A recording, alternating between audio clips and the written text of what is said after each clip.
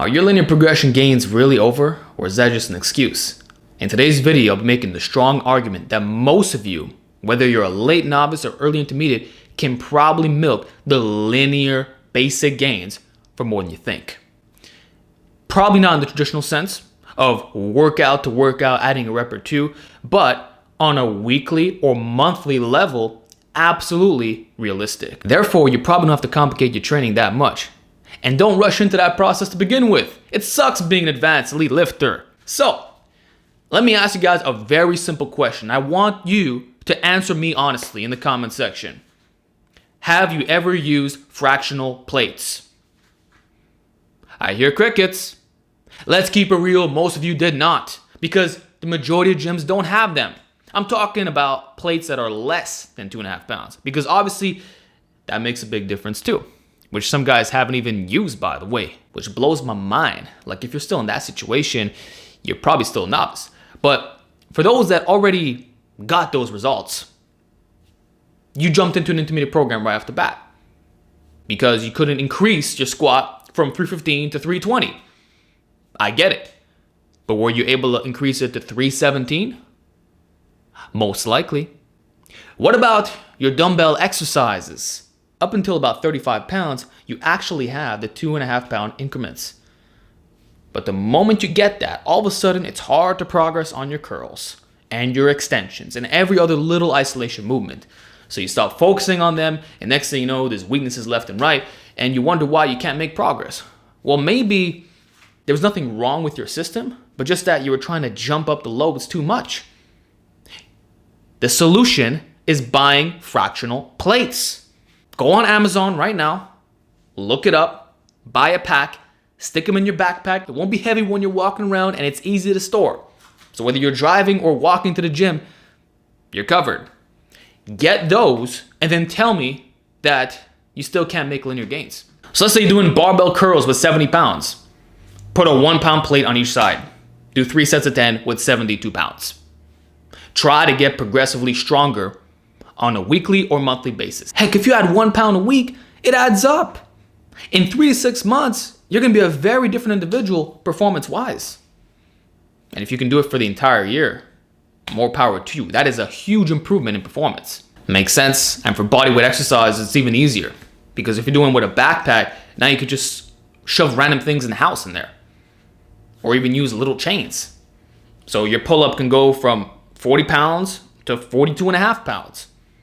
And that makes all the difference. So I'm not gonna ramble much longer about this topic. It's extremely basic, and anyone who buys the fractional plates will quickly realize that, oh, I still have linear gains to make. Which brings me on to my second point. Weights aside, did you really exhaust every possible option on different exercises? Most of you are coming back from basic novice programs that have you emphasizing the big three.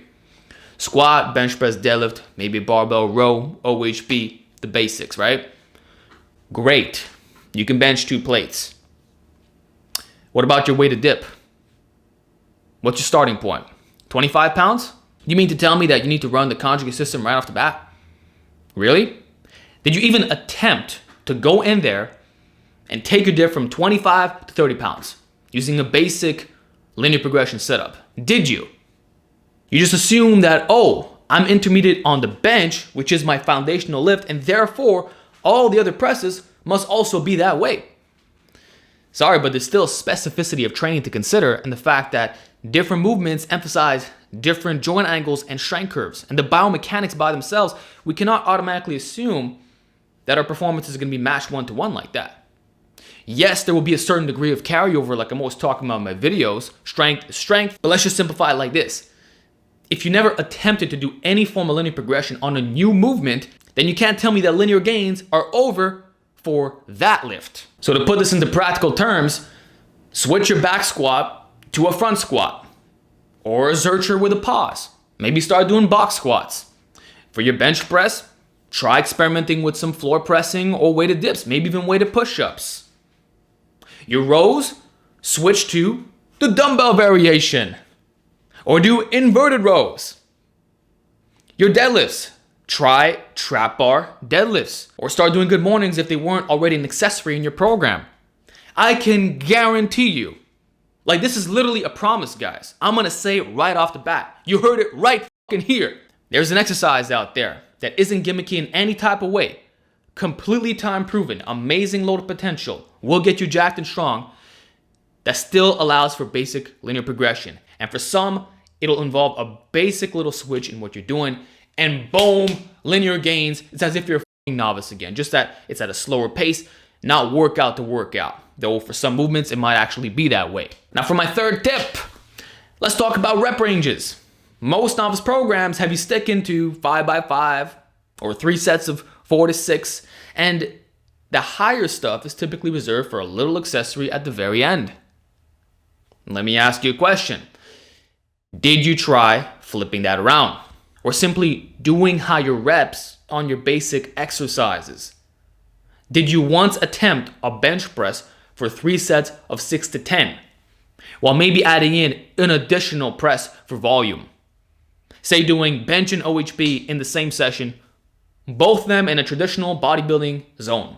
Now, some of you may say yes, due to past training experience, maybe running some type of bodybuilding program, but have you attempted that with a strength training mindset? Truth is, a lot of people haven't. So you might be able to squat 315 for 5 reps, but you never attempted to do the low to mid 200s for reps of 10. Why don't you give it a shot? Or even using the 20 rep squat method if you want to go that balls deep, but I'm not going to recommend that for today's video. Change your percentages. It's not only about being 80 plus, drop it down to 60 to 75%. Experiment with that. See if linear progression is possible. Not to mention the fact that these ranges have more room for adding numbers. So if you're in the 6 to 10 zone, you can literally get 10, 8, 6 in a workout. And over time, you work your way up. 10, 8, 7, 10, 9, 7, 10, 10, 8, 10, 10, 9, 10, 10, 10. You made linear gains. It wasn't immediate, but it happened. And now, what do? Incorporate the micro plates. Add those 1 pound plates on each side. And look at that. You can repeat the entire process without following charts or anything crazy. Just hard work. Isn't that simple, guys? All right, those were the training tips. Now I want to end off this video with a very quick point regarding diet. It's harder to recomp as your training experience advances. As a novice, you were probably able to eat like complete and still make all kinds of gains. You had a similar level of body fat. You got stronger every single workout, getting progressively bigger. If you're on the heavier side, now you're leaner with more size. If you're skinny, now you just look more aesthetic. It was beautiful, the best gains of your life. I hope you enjoyed it, because now it's gonna get harder. You have to be meticulous with what you eat.